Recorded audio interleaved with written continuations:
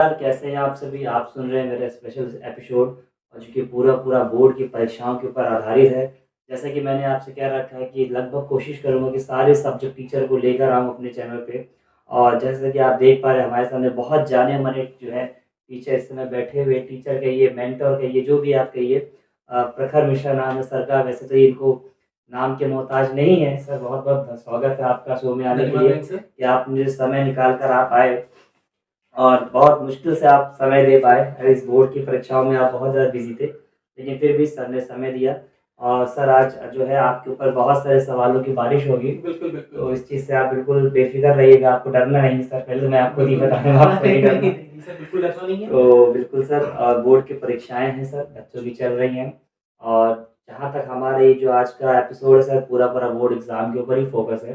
बाकी विषयों पे भी बात होती रहेगी, लेकिन आज का जो मेनली है पॉलिटिकल साइंस विशेष करके आप देखते हैं, जी। तो 12th में आर्ट्स वाले बच्चों के लिए खासकर पॉलिटिकल साइंस जैसे विषय में बहुत सारे सवाल आपके मन में होते हैं। तो उनमें से कुछ सवाल आपकी तरफ से ही मेरे पास आए हैं, पूरी लिस्ट मेरे पास सवालों की है। सर आप जैसा कि देख सकते हैं लिस्ट बहुत लंबी है। जी। सारी लिस्ट आपके सामने आज खुल के रखी है। मयंक सर, मैं आपका कुछ जवाब दूँ आपके सवाल का, उससे पहले मैं आपका तहे दिल से धन्यवाद देना चाहूँगा अरे सर बिल्कुल, कि बहुत-बहुत। आपने एक ऐसी मुहिम शुरू की है बच्चों के लिए, जो कि उनके लिए इन फ्यूचर बहुत कारगर साबित जी, होगी। बिल्कुल सर। और हमने रिसेंट में देखा कि बच्चों को टॉपिक से लेकर बहुत सारे ऐसे डाउट रहते हैं, जो कि जी। वो अपने टीचर से नहीं डिस्कस कर नहीं पाते। कर पाते। लेकिन इस पॉडकास्ट की मुहिम के माध्यम से आपने बच्चों को एक ऐसा प्लेटफ़ॉर्म दिया है कि जी। जब बच्चे चाहकर अपने प्रश्न आपके सामने रखते हैं और आप बिल्कुल, उसका बिल्कुल, उत्तर देते हैं, बिल्कुल। तो उसके लिए मैं तहे दिल से आपका धन्यवाद देना चाहूँगा और मैं हुँ। आशा करता हूँ कि इन फ्यूचर आपकी कोशिश जो है, ठीक। इसको और आगे ले जाएँगे।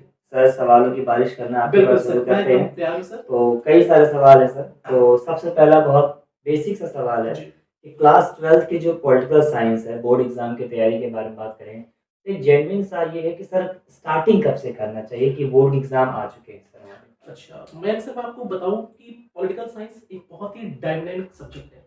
जी। और अगर हम सिर्फ क्लास 12 को पास करने के लिए देख रहे हैं, तो स्पेसिफिक टाइम ऐसा कुछ नहीं कि आप चाहे जब से तैयारी शुरू करें, आप पास तो इसमें हो जाएँगे। बिल्कुल सर। लेकिन अगर आप फ्यूचर की तैयारियों को मद्देनज़र रखिए, जी। बेसिकली क्या होता है कि जो पॉलिटिकल साइंस पढ़ने वाले बच्चे होते हैं, उनका जो क्या मेन एम होता जी। है, वो सिविल सर्विसेज होता है। बिल्कुल। तो मैं बच्चों को ये बताना चाहूँगा कि वो अपनी तैयारी को सिविल सर्विसेज के हिसाब से करें, ना कि क्लास 12 को पास करने के हाँ, हिसाब से। सिर्फ 12th पास करने के लिए ना सिर्फ अगर रहें, आपको वो 12th पास बाकी भी करना है, आगे की तो तैयारी आपको करें। पता है कि स्कूल 20 नंबर दे देता है, हाँ, हाँ। प्लस आप 10-12 नंबर पाके आप पास हो जाएँगे। बिल्कुल। लेकिन मैं कहूँगा कि फ्यूचरिस्टिक होके चीज़ों को सोचना चाहिए और तैयारी इसकी क्लास 11th से शुरू हो जाए, तो बहुत बेहतर है। क्यों? बेहतर क्योंकि तरीके से। सिलेबस इसका कोरिलेट करता है क्लास 11th और 12th दोनों का। बिल्कुल सर। तो आप 11th में जाइए, तभी से तैयारी शुरू कर दीजिए। जी सर। जी। तो अगला सवाल सर ये है कि जैसे कि कॉम्पिटिशन एग्ज़ाम के में भी कहा गया, कॉम्पिटिशन के एग्ज़ाम में भी है और जी। हमारे सिलेबस में भी है, एनसीईआरटी का बहुत अहम रोल माना जाता है आपके डेफिनिटली। पॉलिटिकल साइंस के विषय में। तो आपके नज़रिए से अगर मैं बात करूँ तो पॉलिटिकल साइंस में क्या रेफ़रेंस किताबों का इस्तेमाल करना ज़रूरी होगा या सिर्फ़ एनसीईआरटी से हमारा काम चल जाएगा बोर्ड के पर पॉइंट ऑफ व्यू से?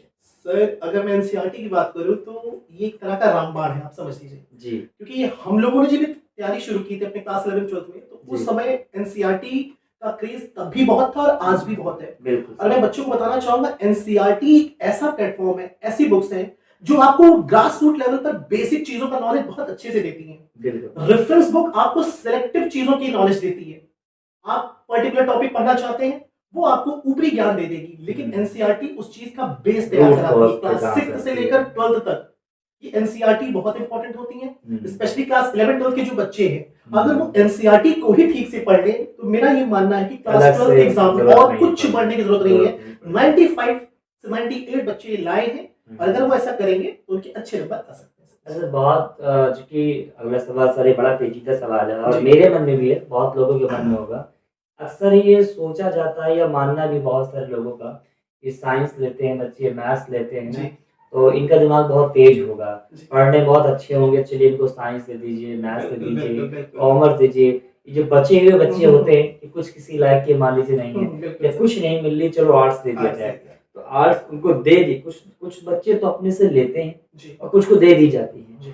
जिनको मजबूरी में दे दी गई है, अब परीक्षा तो उनको देनी ही देनी है, बिल्कुल। पास भी उनको होना है। तो सर वो आंसर राइटिंग को कैसे अपने इम्प्रूव करेंगे?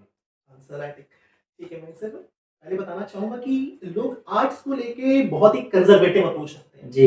एक तरह का कि मतलब आर्ट्स ऐसे बच्चे लेते हैं हुँ, जिन्हें साइंस और कॉमर्स बिल्कुल नहीं आती। बिल्कुल। और बच्चों में मैंने माइंडसेट देखा है हाल के दिनों में कि बच्चों के अंदर वो हीन भावना आ जाती है कि हुँ, मतलब हम किसी लायक की नहीं इसलिए हमने आर्ट्स ले लिया तो हमको हुँ, आर्ट्स भी। और इस वजह से बच्चे जो हैं वो आर्ट्स भी नहीं ठीक से पढ़ पाते। जी। लेकिन मैं कहना चाहूंगा मैं सर कि आप किसी भी एग्जाम का बेस उठाकर देख लीजिए हुँ, तो ह्यूमैनिटीज का जो पोर्शन होता है वो बहुत ज्यादा वो होता हर है। एग्ज़ाम में है, हर एग्जाम में हर होता है। एग्ज़ाम में और होता है। सिलेक्टिव स्टडी से आप किसी भी कंपटीशन को या फिर क्लास 12 को पास नहीं कर सकते। जी, आपको जी। अपना अप्रोच जो है उसको डायनामिक है ना वर्सेटाइल रखना पड़ेगा। चल मैं बच्चों को कहूंगा कि आंसर राइटिंग के लिए हाँ, वो हाँ। शुरू से ही हुँ, चीजों को समझना और सेल्फ प्रैक्टिस करना अगर शुरू कर दे तो उसमें उनको ज्यादा दिक्कत आएगी नहीं। दिक्कत नहीं है। जी अगला सवाल सर जो है हमारा सेक्शन चल रहा है जिसमें इम्पोर्टेंट चैप्टर्स है वगैरह टूल्स की आपसे जी बात करेंगे। बिल्कुल। तो कई सारे चैप्टर हैं, तो ऐसे कौन-कौन से चैप्टर हैं सर, जिनको अगर हम प्रिपेयर कर लें, तो हमारा बच्चा पास हो जाए, फेल ना हो? अच्छा। मिनिमम मतलब पूरी बुक तो भई पढ़नी ही पढ़नी है, वो तो हर किसी को पढ़नी है। लेकिन मिनिमम ऐसे कौन-कौन से चैप्टर हम तैयार कर लें, जिसमें हम फेल ना हों जिसकी जी। वजह से? देखिए सर इसके लिए मैं बताना चाहूंगा वो जो पॉलिटिकल साइंस का क्लास 12 का जो सिलेबस है वो दो पार्ट में डिवाइड है, एक इंडियन पॉलिटिक्स और वर्ल्ड पॉलिटिक्स। ठीक सर। ठीक है सर। तो कोशिश बच्चों की ये होनी चाहिए कि हुँ, इंडियन पॉलिटिक्स, क्योंकि देखिए वर्ल्ड पॉलिटिक्स थोड़ा सा वास्ट है जी, और ये थोड़ा सा करंट को ही कोरिलेट करता है। तो बिल्कुल। अगर सर पास होने के पर्पज से ऐसे बच्चे जो बिल्कुल भी नहीं नहीं, पढ़ पा रहे हैं, जिनको नहीं कर बहुत पाए। ज्यादा समस्याएं आ रही हैं। अब देखिए समस्याओं का सर स्तर कुछ भी हो सकता है। कुछ बच्चों की फैमिली इश्यूज है, कुछ हुँ, बच्चों के फाइनेंशियल इश्यूज है, तो इस वजह से हम बच्चों को ये नहीं कह सकते कोई बच्चा कमजोर है। हाँ, तो कमज़ोर तो कुछ होता हाँ ही नहीं, बिल्कुल कमजोर कमज़ोर तो जैसी नहीं कोई है। चीज नहीं होती है। अगर सिर्फ पास होना अगर आपका एम है तो हुँ, उसके लिए आप इंडियन पॉलिटिक्स के हुँ, कुछ महत्वपूर्ण विषय हुँ। जैसे कांग्रेस एरा को उठा लीजिए आप, अच्छा, ग्लोबलाइजेशन। हाँ ग्लोबलाइज़ेशन, ग्लोबलाइजेशन भी एक अच्छा टॉपिक हो जाएगा। बिल्कुल। इसके अलावा India after independence, three major challenges, कुछ हुँ, ऐसे टॉपिक्स हैं जिनसे बोर्ड में हर साल काफी अच्छी मात्रा में क्वेश्चन पूछे जाते हैं। तो अगर इतना भी बच्चे कर ले तो पास होने भर का उनको हो जाएगा। मतलब अगर मोटा-मोटा कहा जाए सर कि वर्ल्ड पॉलिटिक्स और अगर इंडियन पॉलिटिक्स को बिल्कुल। आपस में कंपेयर करें जी और बच्चे को अगर पास होना है, तो वो जी मेजरली जो है इंडियन इंडियन पॉलिटिक्स पॉलिटिक्स, क्योंकि सर वर्ल्ड पॉलिटिक्स का सिलेबस बहुत वास्ट है और बच्चों के लिए नया होता है थोड़ा सा। नया होता तो है। इंडियन पॉलिटिक्स तो वो पढ़ते हुए आए तो इसलिए उनको ज्यादा दिक्कत होती है हुँ, सर। जी चलिए बेहतरीन सर आप जवाब दे रहे हैं, सर सुन के मुझे भी थोड़ा-सा आर्ट्स की थैंक यू सर, जानकारी थैंक हो यू जा सर। रही है। वैसे मैं साइंस का हूँ, आपको बिल्कुल मालूम ही बिल्कुल होगा। बिल्कुल तो लेकिन फिर भी आर्ट्स में रुचि बहुत रखते हैं सर। जी तो अगला सर ये है कि आंसर राइटिंग के प्रेजेंटेशन के ऊपर अगर हम बात करें, क्योंकि आर्ट्स एक ऐसा विषय है जिसमें न्यूमेरिकल्स तो कम ही है, ना के बराबर ही है। ना के लिखने का मामला बहुत ज़्यादा है। लिखावट बड़ी जो है अहम भूमिका निभाती है आपके बिल्कुल फाइनल एग्ज़ाम में। तो जो फॉर्मेट है हमारे एग्ज़ाम का 2 नंबर, 4 नंबर और 6 नंबर के जो मार्क्स के जी क्वेश्चन्स होते हैं, इनके आंसर को लिखने का फॉर्मेट क्या होना चाहिए सर?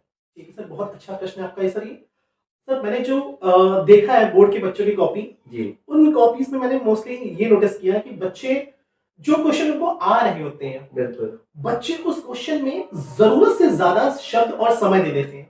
हुँ, सपोज करिए एग्जांपल के तौर पे 2 नंबर का क्वेश्चन आता है, हुँ, उस 2 नंबर के लिए अगर बच्चे को क्वेश्चन अच्छे से आ रहा है तो बच्चा उसमें इतना अधिक समय दे देता है बिल्कुल। कि वो बाकी के लॉन्ग क्वेश्चंस के लिए समय को डिवाइड नहीं कर हुँ, पाता। प्लस बच्चे जो सबसे बड़ी गलती करते हैं सर उसके बारे में आपका मैं ध्यान आकर्षित करना चाहूंगा। बच्चे चीजों को बहुत ज्यादा हैवी हुँ, लिखने का प्रयास करते हैं। हुँ, मेरी ये सलाह है बच्चों को कि आप हर प्रश्न को डिकोड करिए। हर बिल्कुल। प्रश्न एक तरह का नहीं होता, हर हाँ, प्रश्न मांग करता है अलग डायमेंशंस की। डायमेंशंस ठीक के। है, तो आप चीजों को डिकोड करिए, पॉइंट वाइज चीजों को लिखिए, छोटे छोटे पॉइंट्स में। तो वो पॉइंट्स टीचर में के लिए भी, लिखें। हाँ मतलब बिल्कुल पैराग्राफ ना बना बिल्कुल करके पॉइंट पैराग्राफ वाइज़ लिखना सबसे शुरू ज्यादा करें।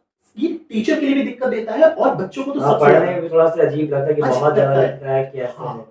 तो आप चीजों को डिकोड करिए, पॉइंट्स में लिखिए, तो आपको इसके अच्छे मार्क्स मिल जाएंगे सर। पॉइंट वाइज़ लिखा जाए, बिल्कुल पॉइंट 2 वाइज, नंबर के हिसाब से तो 2 2 नंबर के नंबर, हिसाब से 2 पॉइंट ज्यादा नहीं लिखना है, 4 नंबर के 4 हिसाब नंबर के से हिसाब से 4 पॉइंट, जितने मतलब मार्क्स एक का जो लोग क्वेश्चन है। सोचते हैं कि कॉपी भर देने से काम चलेगा, तो नहीं भरने सर, से काम नहीं चलेगा। इसका नेगेटिव इम्पैक्ट पड़ता है सर। मैं आपको बताऊं, आप हुँ, जितना अधिक कॉपी लिखेंगे, जी, ठीक है, टीचर के लिए उतना ही हेक्टिक काम होता है कॉपी चेक प्रैक्टिस करना। काम तो होता है, इस वजह बिल्कुल से सही बात है। आप कभी भी ये गलती मत करिए कि मैं जितना अधिक लिखूंगा उतना अधिक मुझे नंबर मिलेगा।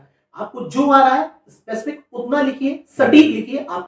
सर अगला सवाल जो हमारे पास ये आ रहा है कि लॉन्ग आंसर अगर जब लिखता है बच्चा, बिल्कुल तो लॉन्ग आंसर को स्टार्टिंग में यानी उसका इंट्रोडक्शन और कंक्लूजन कैसे करना चाहिए सर? बिल्कुल सर। क्योंकि आंसर बड़ा होता है, लगभग हम 1 से डेढ़ 2 पेज में लेके चले जाते हैं। और अगर 2 पेज में लेके जा रहे हैं तो हमारा इंट्रोडक्शन कैसा होना चाहिए और लास्ट में कंक्लूजन क्या होना चाहिए, क्योंकि एग्जामिनर स्टार्टिंग और एंडिंग पे ज़्यादा ध्यान देते हैं। तो वही हमारे लिए मेन फोकस है कि कैसे लिखा जाए सर उसको।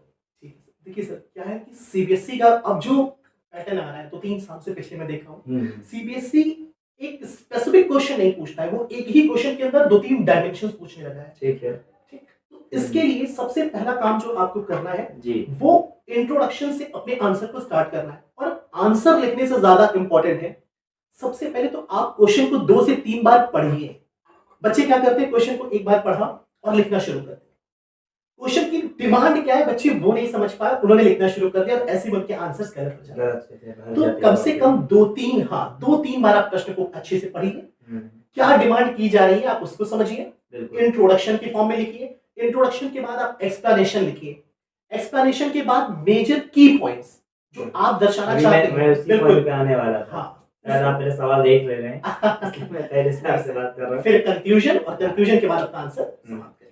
सर ये कहना चाहूँगा, अगला सवाल ये है कि क्या फ्लो चार्ट और डायग्राम के माध्यम से आंसर को रिप्रेजेंट करने में कितना अहम रोल होता है, अगर फ्लो चार्ट के माध्यम से आंसर को लिखा जाए तो?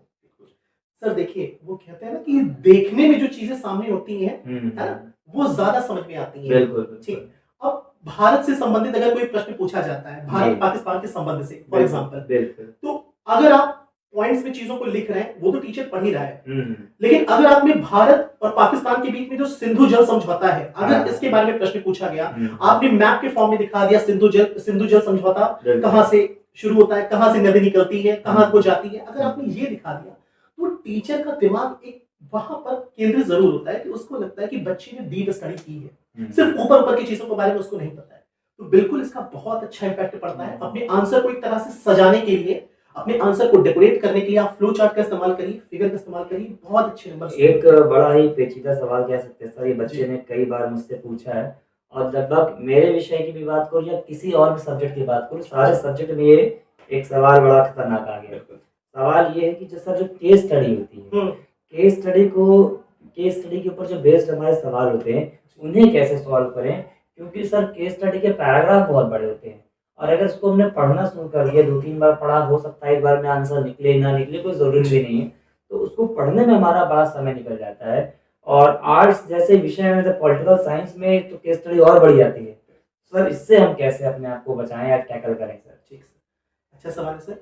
देखिए सर, केस स्टडी कोई 1-2 दिन की प्रिपरेशन में आपको नहीं आएगी, सीधी सी बात है, शॉर्टकट कहीं से आपका नहीं चलेगा। इसके लिए आपको लॉन्ग टर्म में इसकी प्रैक्टिस करनी पड़ेगी।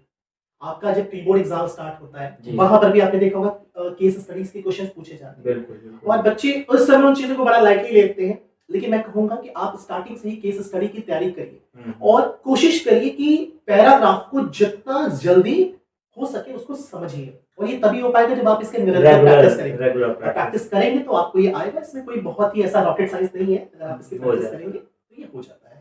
सर बहुत समय आपका नहीं लेंगे, क्योंकि सर एग्जाम टाइम चल रहा है, बच्चों का भी ध्यान रखना पड़ता है।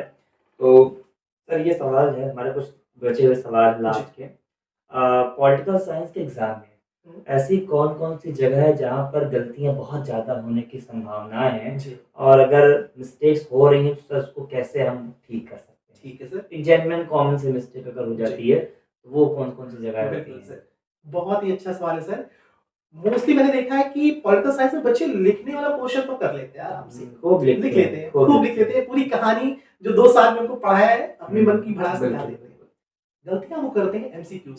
जी, क्यों एमसीक्यूज में गलतियां करते हैं? क्योंकि बच्चे एमसीक्यूज को समझते हैं कि बस हम वन शॉट वीडियो देखेंगे, 20-30 एमसीक्यू देखेंगे। वन शॉट वाला, हाँ, वन शॉट की जब से आ गया है सर, मैं आपको बताऊं बच्चों का नाम तो नहीं ले सकते किसी चैनल का, नहीं, लेकिन वन शॉट जो है बड़ा खतरनाक है कि कई बार साल भर का खाना जो है एक बार में अगर खिलाएंगे तो यही होगा। तो वन शॉट वीडियो देखना बिल्कुल भी इसका सॉल्यूशन नहीं है। एमसीक्यूज सबसे ज्यादा बच्चे गलती करते हैं। अच्छे मार्क्स आने वाले बच्चे, 90+ वाले बच्चे भी एमसीक्यूज गलत करके अपने मार्क्स को 85-80 तक ले जाते हैं। बिल्कुल, इसके लिए कोई शॉर्टकट नहीं है बच्चों, आपको पूरा सिलेबस डीपली पढ़ना पड़ेगा, एक एक पॉइंट को समझना पड़ेगा। और अब एमसीक्यू सर ऐसे नहीं आते हैं कि भारत के पहले प्रधानमंत्री को लगा दिया कि हाँ पंडित जवाहरलाल नेहरू, ऐसा लिख दिया। अब जो क्वेश्चन पूछा जाएगा, उनके प्रधानमंत्री बनने के पीछे कौन कौन से ऐसे कारण थे, तो अब हाँ, दिमाग वहाँ चला असर्शन जाता है। रीजन जैसे क्वेश्चंस तो आपको बिल्कुल, पढ़ना पड़ेगा सर, बेसिक तभी का बन बना पाएगा। रखा है, साइंस और आर्ट्स का बिल्कुल, कुछ रह नहीं कोई गया अब है। सर फर्क नहीं रह गया है, साइंस दोनों में जुड़ा हुआ है, पॉलिटिकल साइंस है। हाँ, बिल्कुल। जी सर। सर अगला ये है सर कि लास्ट में कुछ सवाल है। जी। अगला सवाल सर ये है कि 3 घंटे का पेपर होता है, बिल्कुल। तो अपने 3 घंटे को कैसे हम बाँटें एग्ज़ाम में? यानी टाइम का मैनेजमेंट कैसे करें? टाइम को मेंटेन कैसे करें कि हमारा पेपर छूटे नहीं? ठीक सर। सर देखिए हमारे टीचर्स ने हमें सिखाया है हार्ड वर्क करो। हुँ। मे बी बच्चों आपके भी टीचर्स ने सिखाया और होगा आपने hard भी work करो। सिखाया होगा। बिल्कुल सर, आपने भी लेकिन सिखाया होगा। हमने रिसेंट कुछ सालों में हाँ। अपने इस हार्ड वर्क के हाँ। जो प्रोसेस है इसको बदल के हमने कर दिया इसे स्मार्ट वर्क। जी, जी। Hard work is better than smart work sir. बिल्कुल। ठीक है? हाँ। हमने उल्टा कह दिया sir, smart work is better than hard work. ठीक है बिल्कुल सर? सर, चलता है। Yes, smart work is better than hard work. आप हार्ड वर्क तो कर रहे हैं, लेकिन उसका आउटपुट कितना निकल रहा है वो वो इंपॉर्टेंट है सर। इम्पोर्टेंस है, ठीक है? आउटपुट नहीं आने का आप क्या मतलब पढ़ रहे हैं वो इंपॉर्टेंट नहीं है, आपको क्या नहीं पढ़ना है ये वो ज़रूरी है, इंपॉर्टेंट है। बहुत बिल्कुल ज़रूरी सर, है। जितने भी कंपटीशन एग्जाम होते हैं, जितने भी आज आप क्लास 12 के पेपर देख रहे हैं, उसमें आप ऐसे ऐसे बच्चे टॉपिक्स पढ़ लेते हैं जिसका कोई आना जाना कुछ नहीं है। वो तो किताबें हैं, मोटी-मोटी बिल्कुल, किताबें आप पढ़ रहे हैं, उसमें पढ़ते सारी ही हैं, चीजें लेकिन सबसे पेपर पहले कौन आ सर रहा है? मयंक सर मैं आपको बताऊं, बच्चों को सिलेबस समझना चाहिए कि सिलेबस में क्या है आपके, और सिलेबस में कौन सी चीज कितना इंपॉर्टेंट है, किसका कितना वेटेज है। अगर 2 आप नंबर की जगह आप बहुत बिल्कुल, ज़्यादा लिखे पड़े हैं, 4 जैसे वाले में मैप कुछ वर्क नहीं। आता है, एग्जांपल के तौर पर बताता हूँ। जी। अब मैप वर्क मोस्टली 5 नंबर का आता है, 4 नंबर का आता है। हुँ। अब इसके लिए बच्चे 2-2 3-3 महीने लगा देते हैं। मैप में। बिल्कुल, मैप में मैंने देखा है सर ये मैप बता दीजिए, ऐसा बता दीजिए, वैसा। मैप वर्क के अलावा अगर आप इतना टाइम दूसरी चीजों में देते हैं, तो आपका जो 75 नंबर का पेपर है वो आराम से सॉल्व हो जाएगा, और मैप इतना गलत होता नहीं है। हार्डली अगर 1-2 नंबर गलत हो भी गया तो उससे इतना फर्क नहीं पड़ेगा। नहीं पड़ता। ठीक? तो स्मार्ट वर्क करना है आपको हार्ड वर्क की जगह। ठीक है सर? जी। अगला सर लास्ट के 2-3 सवाल हैं, और यही लास्ट क्लास करके मैं सर आपसे कई सारे सवाल पूछूँगा। अरे नहीं सर। ताकि आपको भी ना लगे कि लास्ट कब आने नहीं वाला है। सर, बच्चों का जहाँ पे भला होगा हम बिल्कुल। उसके लिए सर हैं। तो लास्ट यही है कि सैंपल पेपर्स का क्या अहम रोल रहता है, कि बहुत सारी कंपनियां होती हैं सर, कि जी। अलग-अलग कंपनियां हैं, सैंपल पेपर निकाल रही हैं। बिल्कुल। मार्केट में बहुत सारी कंपनियों के हैं, तो फिलहाल ऐसे कौन से सैंपल पेपर सजेस्ट करने चाहिए? मैं नाम तो नहीं लूँगा, लेकिन फिर भी आप एक अंदाज़ा दे दीजिएगा, क्योंकि नाम तो सर व्यर्थ में चला जाएगा। तो सैंपल पेपर का क्या अहम रोल होता है हमारी परीक्षाओं में सर? जी सर, देखिए सैंपल पेपर सर हमें तब उठाने चाहिए मोस्टली जब हमारा सिलेबस कंप्लीट हो जाए। हाँ, कुछ बच्चे लोग क्या होते हैं करते हैं कि सर, सीधा सैंपल पेपर लगाना बस शुरू सर, कर बस दिए। क्लास 12 में पहुंचे नहीं, हुँ। एक अच्छी खासी 500-600 रुपए, 1000 रुपए तक की किताब हाँ, ले ली। हाँ, बहुत सारे, हाँ, अब बहुत मैं सारे। नाम नहीं लूंगा सर नहीं, इसका, नाम नहीं ले ठीक है? सकते सर। हाँ, तो अब नाम नहीं लेना है सर, तो बच्चे उसको सॉल्व कर रहा है। मैंने देखा है कि बच्चे क्वेश्चन उसमें से पूछना शुरू कर देते हैं। हाँ, हाँ। अब उसका जवाब देते हैं, लेकिन बच्चे कहते हैं सर हमें नहीं आ रहा है। हुँ। कैसे आएगा? बच्चों आपने सिलेबस नहीं पढ़ा, सिलेबस को कवर नहीं किया, जी। और आप सैंपल पेपर्स में लग गए। हुँ। तो सबसे पहला जो आपका मेजर एम होना चाहिए कि आप जी। सिलेबस कंप्लीट करिए टाइमली, और टाइमली सिलेबस कंप्लीट करने के बाद अगर आपने उतना कर लिया, तो मैं आपको यकीन दिलाता हूं बच्चों, आपको किसी सैंपल पेपर की सर जरूरत नहीं। आप सिलेबस कंप्लीट करिए, 2 बार कंप्लीट करिए कम से कम, राइटिंग प्रैक्टिस करिए। इसके अलावा तब अगर आपको जरूरत महसूस होती है तब आप सैंपल पेपर ले सकते हैं, लेकिन बहुत ज्यादा इफेक्टिव नहीं मानूंगा पॉलिटिकल साइंस के विषय में सर। पॉलिटिकल मैं सिर्फ पॉलिटिकल साइंस की बात कर रहा हाँ, हूं, बिल्कुल तो सही। उस विषय में अलग-अलग आपको सब्जेक्ट सैंपल का। पेपर की आवश्यकता नहीं है। अगर आप सिलेबस टाइमली कंप्लीट कर लेते हैं अच्छे से, तो आपका काम जो है वो अच्छे से हो जाएगा। बस सर लास्ट में यही है कि कुछ लीक से हम लोग हट के बात करेंगे। जी। सवाल सारे आपने ले लिए, बच्चे समझदार हैं और आपके पढ़ाए हुए भी देखेंगे बच्चे, जी। बहुत जल्दी समझ जाएँगे। सवाल सर ये है लास्ट के कि एग्ज़ाम से 1 हफ़्ते पहले का हमारा क्या शेड्यूल है? 1 हफ़्ता कह लीजिए या 3-4 दिन पहले, मान लीजिए अगर आपका एग्ज़ाम कल है, तो कल से 2-3 दिन पहले की हमारी क्या प्रिपरेशन होनी चाहिए? क्या स्ट्रैटेजी होनी चाहिए जिससे हमारा स्ट्रेस भी कम रहे, है ना? और कॉन्फिडेंस भी बना रहे सर? सर देखिए, एग्जाम के अगर 2-3 दिन पहले, हफ्ते भर पहले अगर आपको स्ट्रेस नहीं लेना है, तो स्ट्रेस आपको पूरे साल लेना पड़ेगा फिर। बिल्कुल। आप अगर पूरे साल अच्छे से प्रिपरेशन करते हैं, तो यकीन मानिए एग्जाम टाइम आप अच्छे से पेपर अपना दे पाएंगे। अपने आप को बच्चों लाइट रखिए।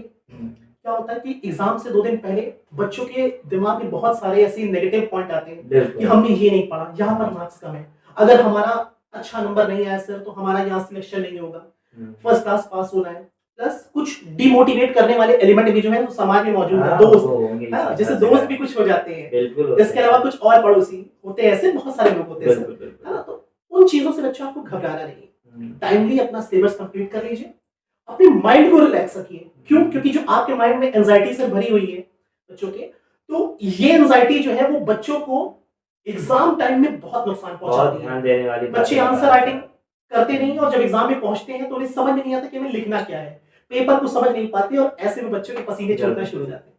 तो कोई नहीं सर, इसके लिए सर आपको टाइमली सिलेबस कंप्लीट करिए, अच्छे से पढ़ाई करिए और आराम से, कोई हुआ नहीं है सर, घबराना नहीं है सर, घबराना नहीं है। किसी महापुरुष ने ये चीज कहा था घबराना नहीं है, अच्छे से काम करिए, बिल्कुल अच्छे से पढ़ाई करिए।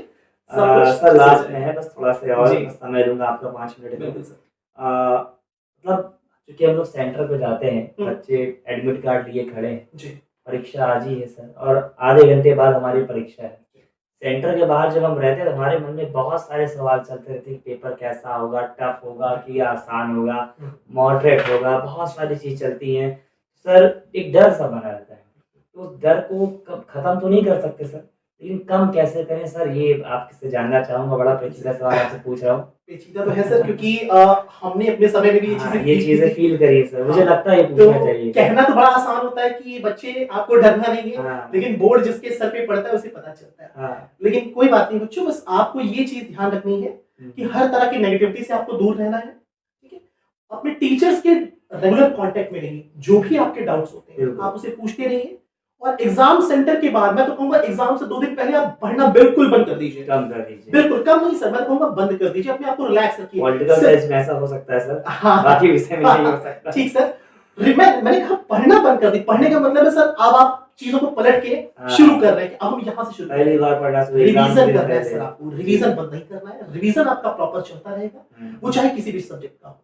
क्योंकि अगर आप एग्जाम से 2 दिन पहले अगर आप पढ़ना शुरू करेंगे तब तो एग्जाम हो चुका आपका, आपको रिवीजन करना है कंटिन्यू, ठीक है सर।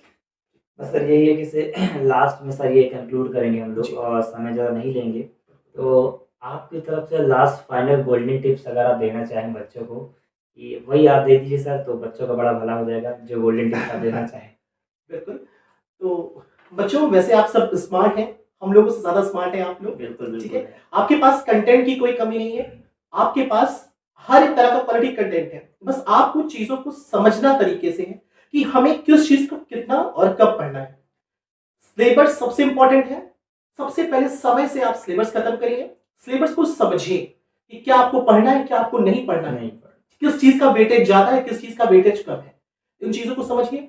आंसर राइटिंग प्रैक्टिस मैं बार बार कहूंगा, सिर्फ पॉलिटिकल साइंस के लिए नहीं, हिस्ट्री है, इकोनॉमिक्स है, इंग्लिश है, आप जितना ज्यादा लिखने का प्रयास करेंगे आपकी राइटिंग भी उतनी अच्छी होगी, आपका प्रेजेंटेशन भी उतना अच्छा होगा। बिल्कुल, तो बस यही कुछ खास टिप्स है, अगर आप इन्हें फॉलो करिए तो मैं आपको कहूंगा कि आप 90+, 95+ स्कोर जो है वो अच्छे से कर सकते हैं। बहुत बहुत धन्यवाद प्रोफेसर, जो आपने समय दिया इतना बच्चों के लिए, और आप आए बड़ा मुश्किल से, आप जनरली जाते नहीं कहीं, लेकिन आग्रह करने पे बच्चों आप लोग के सपोर्ट के लिए सर आए हैं, और सर ऐसे ही आते रहेंगे सर, दोबारा भी आएंगे। आज तो बोर्ड एग्जाम का मुद्दा है, फिर और भी कई सारे विषयों पे बात करेंगे, जो हम लोग खुल के, एक मंच ऐसा सर है जहाँ पर हम खुल के बात कर सकते हैं। बिल्कुल ये स्कूल कॉलेज में हमारे पास लिमिटेड टाइम है, लिमिटेड सिलेबस है, लेकिन यहाँ से हम बच्चों से जुड़ सकते हैं और खुल के बात करेंगे।